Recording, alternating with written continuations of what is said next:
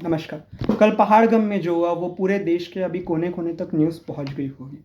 बहुत ही बर्बर तरीके से आतंकवादी समूह लश्कर ए तालिबान ने अराउंड 28 इंडिविजुअल्स पे हमला किए आज के पहाड़गम में। तो देखिए, कश्मीर का जो आतंकवाद से नाता है वो कोई नया नहीं, लेकिन इस इंसिडेंट के बाद इस पूरे अध्याय में एक नया चैप्टर लाल अक्षरों के साथ ज़रूर इंक्लूड होगा। ये क्यों होगा मैं आपको बताता हूँ। जनरली स्पीकिंग, इस हमले के बाद एक चीज़ क्लियर हो गई है कि इन आतंकवादियों की क्रूरता और बर्बरता से बड़ी इनकी कायरता नजर आती है, इनकी नपुंसकता नजर आती है। अनआर्म्ड सिविलियंस और अनआर्म्ड लोकल्स पे इस बर्बरता से हमला करना, ये किसी नपुंसकता या कायर के सिवाय और कुछ कार्य हम बोल नहीं सकते। अब एज ऑफ 2020 अप्रैल, मैं पता नहीं आपके यहाँ क्या वक्त होगा या किस टाइम पे ये पब्लिश होगा, लेकिन अराउंड आंकड़े अभी तक 28 आ चुके हैं, जिसमें से 26 इंडियन इंडिविजुअल्स हैं, 2 फॉरेन इंडिविजुअल्स हैं और 26 में से 1 लोकल जम्मू कश्मीर के रेजिडेंट है और 25 हमारे यहाँ से वहाँ घूमने गए थे। अब ये सब आपको समझाने के लिए मैं एक छोटा सा क्लिप दिखाना चाहूँगा। हीनियस नहीं है लेकिन देखने लायक है। अब सिचुएशन की बर्बरता और गंभीरता को हमने ध्यान में रखते हुए ऑडियो को जानबूझ के बंद किया गया है। आपको और इन्फॉर्मेशन चाहिए तो आप यूट्यूब, गूगल या किसी और सोशल मीडिया प्लेटफॉर्म पे इस वीडियो को सर्च कर सकते हैं पहाड़गम हमला करके। आप देख सकते हैं हमला कैसे हुआ था।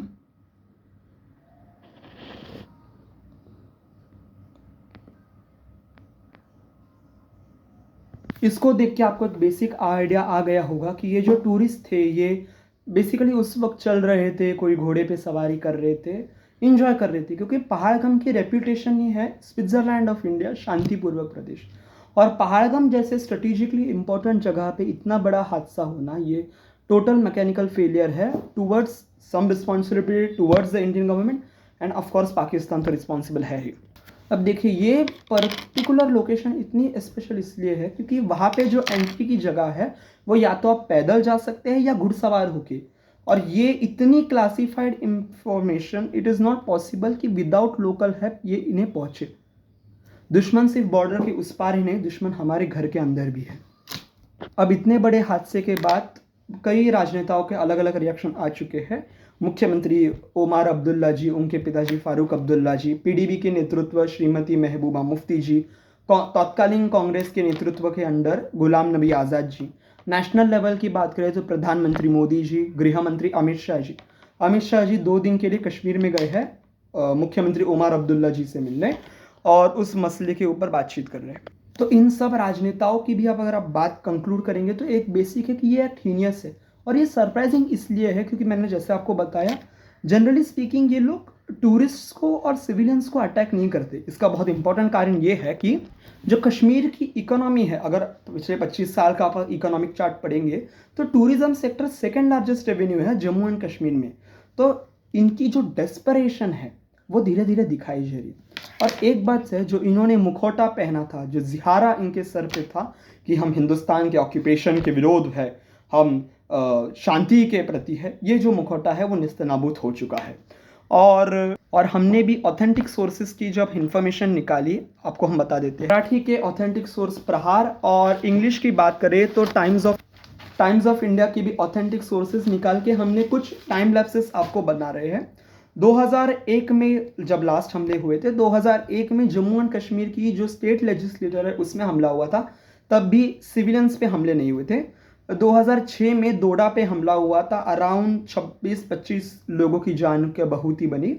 और 2017 मोस्ट रिसेंटली स्पीकिंग, जब अमरनाथ यात्रा पे कई हिंदू श्रद्धालु वहाँ पे गए थे, तब ये हमला हुआ था। तो इस मसले पे जो ये इंसिडेंट पर्टिकुलर हुआ है उस पर अगर हम ध्यान देंगे तो ये पर्टिकुलर रिपोर्ट्स आए हैं कि धर्म के ऊपर ये लड़ाई हुई है, मोर अप्रोप्रिएट धर्म के ऊपर उनको मारा गया है, हिंदू इंडिविजुअल्स को टारगेट करके उन पे हमले किए, और this is facts, you can not deny that. क्योंकि जो पाकिस्तान बैक के टेररिस्ट ग्रुप्स हैं, इनका एम ही है कि ये जो हिंदू मुस्लिम फसाड करके इंडिया की जो पीस है, जो शांतता है, वो स्टेबिलिटी है, उस पर ये आँच आ सके ताकि हिंदू मुसलमानों में और झगड़ा हो सके। क्योंकि अपने घर के प्रॉब्लम छोड़ के बाहर के जो झांकने का जो प्रॉब्लम है वो सदियों से आ रहा है। अगर आंकड़ों की बात करें तो ये इंसिडेंट शॉकिंग इसलिए लगता है क्योंकि टूरिज्म सेक्टर के साथ साथ जम्मू और कश्मीर सरकार अराउंड 300 से 500 मिलियन रुपए हर साल टूरिज्म के उस पर्टिकुलर क्षेत्रफल में इन्वेस्ट करती है। जम्मू और कश्मीर की सरकार अराउंड 2090 से 2400 मिलियंस में पैसा टूरिज्म रेवेन्यू और टूरिज्म इम्पैक्ट पे खर्च करती है। तो इस भयानक हमले का उस पे भी बहुत गहरा और बहुत ही सोची समझी साल के स्वरूप में हमला का जो इम्पैक्ट है वो ज़रूर पड़ेगा। अब इसमें पाकिस्तान का जो रिएक्शन रहा है वो हमेशा की तरह है कि बर्बरता करने के बाद हम पीछे हट जाए, हमने कुछ नहीं किया। ये हमने तब भी देखा जब मुंबई में 26/11 के हमले हुए, जब श्रीमान तत्कालीन अमेरिका के राष्ट्रपति बिल क्लिंटन भारत आए थे, या जब 2000 में जो अटैक्स हुए थे जम्मू कश्मीर में, जब कई यूएस मैन और यूएस के इम्पोर्टेंट लोग हिंदुस्तान में आए थे।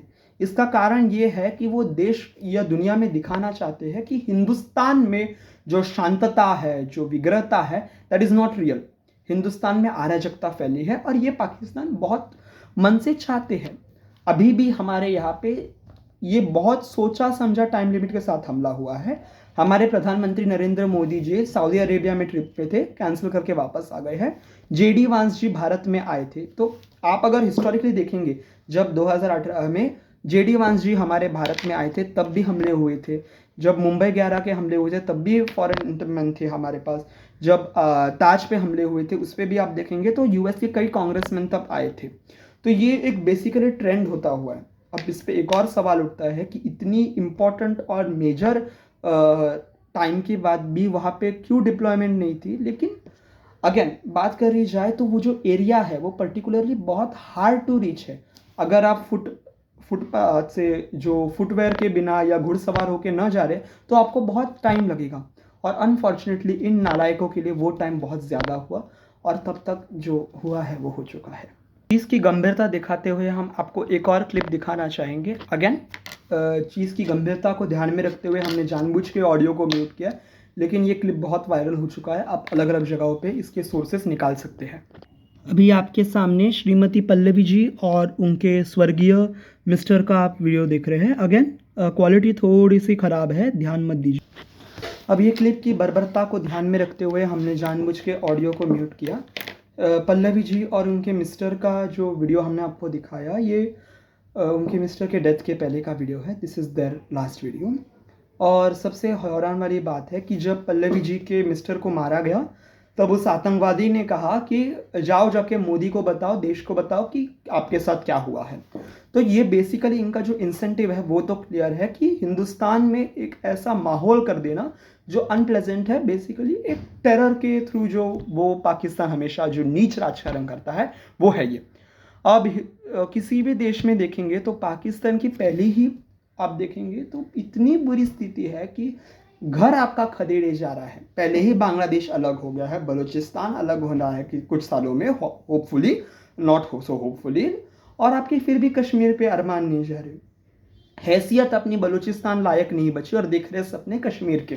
तो ये आप टाइमिंग देखेंगे तो पाकिस्तान के मिनिस्टर जनरल मुसाफिर, आप उनका वीडियो देख लेंगे तो उन्होंने जो टाइमिंग है आप देखेंगे 2 दिन पहले उन्होंने कश्मीर के ऊपर स्टेटमेंट दिया और ये हमला एग्जैक्ट उसके 2 दिन बाद जब भारत में प्रधानमंत्री न हो, विपक्ष बोल रहे हैं, अमेरिका के तौर से कोई नेतृत्व से यहाँ पे आ, उस परफेक्ट टाइमिंग के अंदर जो हमला हुआ है ये सच में सस्पिशियस है।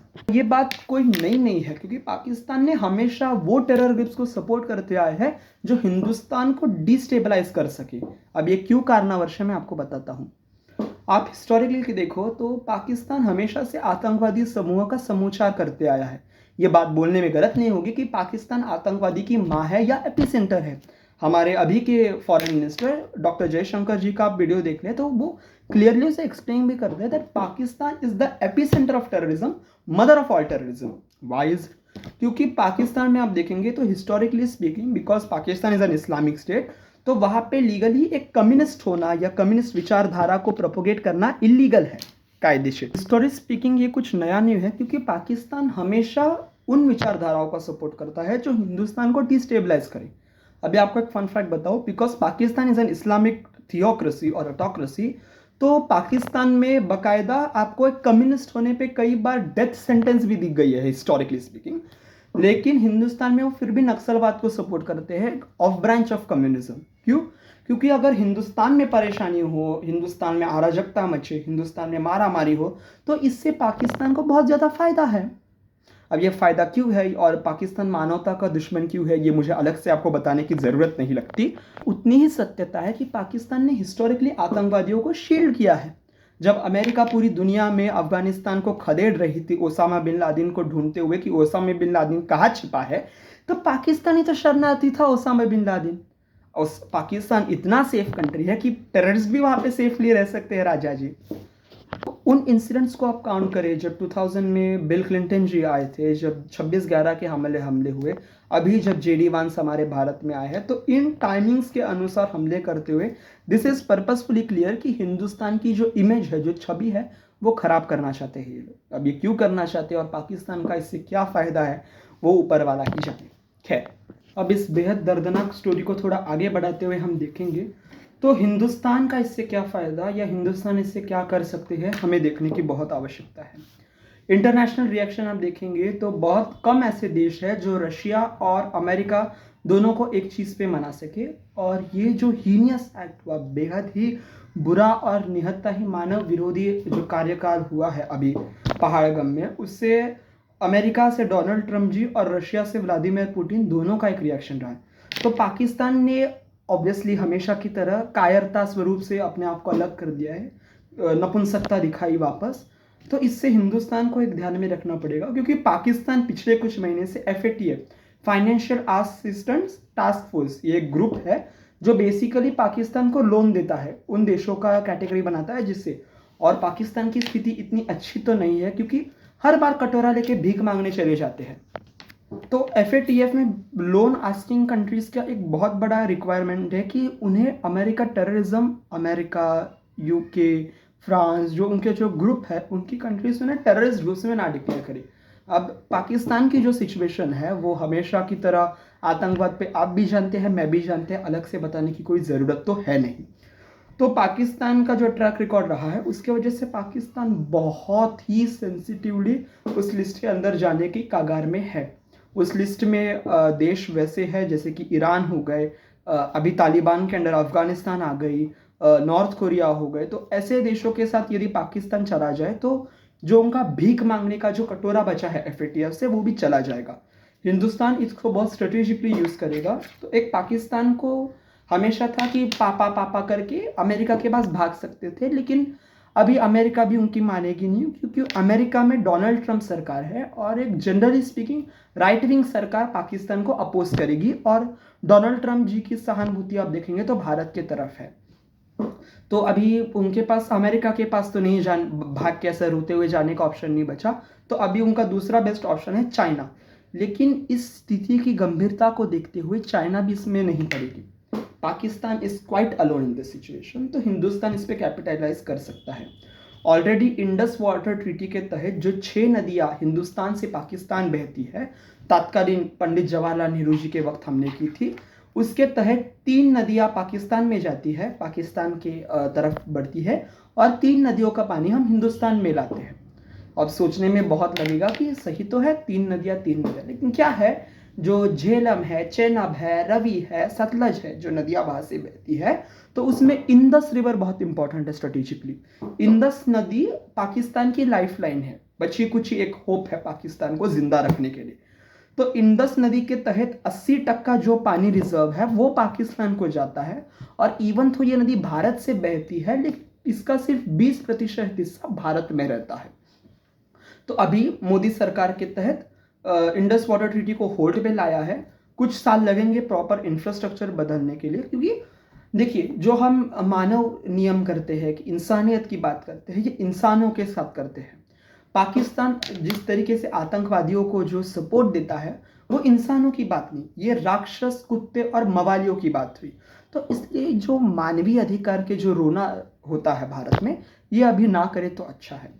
इससे एक पर्दा उठ गया कि जो लोग अमन की आशा चाहते हैं, शांति की प्रत्याग करते हैं, चाहते हैं कि पाकिस्तान के क्रिकेटर्स, पाकिस्तान के एक्टर्स हिंदुस्तान में आए, काम कर सके, उनको ये बड़ा मूर्खता इस देश में और कोई नहीं होगी। कोई ज़रूरत नहीं इनको यहाँ पे लाने की। जो पहले ही हो चुका है वो बहुत कुछ है, और अभी ज़रूरत है कि हिंदुस्तान सरकार बहुत ठोस कदम उठाए और सर्जिकल स्ट्राइक की तरह ही पाकिस्तान में कुछ तो करे। लेकिन नियम बड़ा होना चाहिए ताकि ये पहाड़गम एक ट्रेजेडी नहीं लेकिन एक लेसन भी लेना चाहिए कि never forgive and never forget. ये जो हिस्सा है ये ना तो हमें भूलना चाहिए और ना ही इसके लिए हमें उनको माफ़ करना चाहिए। ये बेहद ही दर्दनाक हिस्सा है। और पाकिस्तान का ट्रैक रिकॉर्ड उतना अच्छा भी नहीं है आतंकवाद के मामले में, तो आपको अलग से बताने की ज़रूरत नहीं है मुझे। तो इस संदर्भ में बात करते हैं तो अभी इस हमले को हम डेस्परेशन बोल सकते हैं, क्योंकि ये जो आतंकवादी समूह है उनका जो पर्दा अभी उठ सका है, क्योंकि हर साल 50,000 जम्मू और कश्मीर में उस वैली में पर्टिकुलरली लोग घूमने आते हैं, टूरिज्म लाते हैं, रेवेन्यू वहाँ का जनरेट करते हैं। और इस हमले के बाद उस नंबर पे ऑब्वियसली इम्पैक्ट तो पड़ेगा। तो ये कहना गलत नहीं होगा कि जम्मू और कश्मीर के जो बेगुनाह हमारे भारतीय लोग वहाँ पे रहते हैं, कश्मीर के हमारे मुसलमान भाई और बहन, उनको भी इसका बुरा हमला होगा। लेकिन ये वक्त अत्यंत ज़रूरत है कि भारत सरकार सिर्फ हम कड़ी निंदा की जगह कोई ठोस कदम लगाए, ताकि पाकिस्तान 100 बार नहीं बल्कि 1000 बार याद रखे भारत में आने से पहले, भारत में हमले करने से पहले। आज के सुबह की न्यूज़ के अनुसार ऑब्वियसली पानी ट्रीटी तो हमने बंद कर दी है, जो वीज़ा हमने इशू की थे वो हमने बंद कर दी है पाकिस्तानी इंडिविजुअल्स को। और अगेन बार बार मैं बोल रहा हूँ, लेकिन ये आपको जानने की ज़रूरत है कि पाकिस्तान के सेलिब्रिटीज़ या पाकिस्तान के क्रिकेटर्स को इतनी बड़ी हस्ती नहीं है कि उनको आपके घर में ला के रखे। अभी बॉलीवुड का सिलसिला चल रहा था कि पाकिस्तान एक्टर्स और एक्ट्रेस, कोई ज़रूरत नहीं है आतंकवादियों को यहाँ पे लाने की, कोई भी ज़रूरत। और यहाँ पे कठोर निंदा की जगह कोई बहुत बड़ा स्टेप की ज़रूरत है। इजराइल पे जब 7 अक्टूबर पे हमला हुआ, इजराइल ने कड़ी तरीके से आर्मी जवाब दिया हमास को। अमेरिका में जब हमले हुए तब अमेरिका ने पूरा अफगानिस्तान खदेड़िया ओसामा को ढूंढते हुए। और भारत को भी ये ध्यान में रखते हुए कोई ठोस कदम उठाना पड़ेगा ताकि पाकिस्तान ऐसी जुर्रत ना करे, क्योंकि ना तो उनकी हैसियत है, ना उनकी वजूद है, और ना ही उनकी औकात है ये चीज़ें वापस दोहराने की। उन 28 जनों को हमारे पूर्ण तरफ से भावपूर्ण श्रद्धांजलि। जय हिंद, जय महाराष्ट्र।